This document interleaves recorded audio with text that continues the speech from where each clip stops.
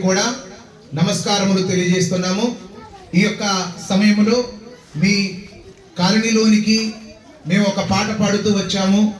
ఆ యొక్క పాట ఏంటంటే, సామాన్యుల నుండి శాస్త్రవేత్త వరకు ఎందరో ఈ భూమి మీద పుట్టారు, ఎందరో ఈ భూమి మీద బ్రతికారు, ఎందరో ఈ లోకాన్ని విడిచిపెట్టారు. అయితే మనం కూడా ఈ కాలనీలో ఎందరో పుట్టాము, ఎందరో బ్రతుకుతున్నాము, ఎందరో మరి మనం ఈ కాలనీని, ఈ ఆదోని పట్టణాన్ని విడిచిపెట్టవలసిన వారమై ఉన్నాము. అయితే ఈ యొక్క సమయంలో మేము మీకందరికీ కూడా ఒక సువర్తమానము తెలియజెప్పడానికి మీకు వచ్చాము. ఎందుకంటే 2024 సంవత్సరాల క్రితం యేసుక్రీస్తు ఈ లోకానికి వచ్చి సర్వమానవ పాప పరిహారార్థమై శిలువలో ఆయన మరణించి సమాధి చేయబడి 3వ దినమున తిరిగి లేపబడ్డాడు. అదే సువార్తను మీకు ప్రకటించడానికి వచ్చాం. మీరు గమనిస్తే మరి ఆ సువార్తను మీకు తెలియజెప్పడానికి వచ్చాం.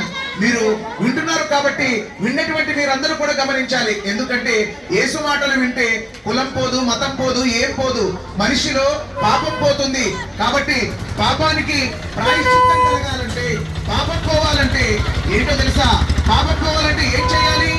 ఏం చేస్తే పాపం పోతుందంటే, యేసుక్రీస్తు ప్రభుల వారు అన్నారు, ఈ భూమి మీద పాపములు క్షమించే అధికారం మరి మనిషి కుమారుడైన నాకున్నది అని చెబుతున్నాడు. కాబట్టి వీళ్ళారా, ఈ యొక్క సమయంలో మీరందరూ కూడా, మనమందరం కూడా 2024 సంవత్సరాల క్రితం ఈ లోకంలో మానవునిగా మరి ఈ భూమి మీద పుట్టినటువంటి క్రీస్తు జన్మదినాన్ని పురస్కరించుకొని మీ మధ్యలోనికి ఒక సువార్తమానము తెలియజేస్తూ వచ్చాము. కాబట్టి క్రీస్తు మానవుల పాపాన్ని తీసివేయటానికే ఈ భూలోకానికి వచ్చాడు. కాబట్టి మానవ పాపాన్ని తీసివేయటానికే మరి క్రీస్తు మరణించాడు, సమాధి చేయబడ్డాడు, తిరిగి లేపబడ్డాడు.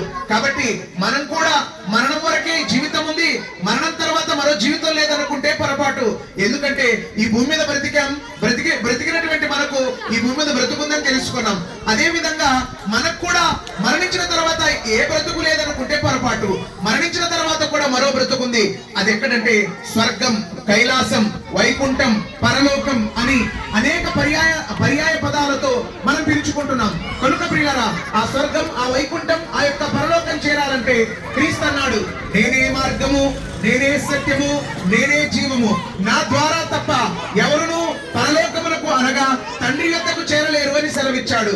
కాబట్టి క్రీస్తు మార్గంలో మనమందరం నడిచి, ఆ యొక్క క్రీస్తు మార్గంలో మనమందరం ముందుకు సాగి ఆ క్రీస్తు మార్గాన్ని గురించి తెలుసుకొని ఆ మోక్షానికి చేరుకోవాలని మీకందరికి తెలియజేస్తూ ఈ మాటలను ముగిస్తున్నాను.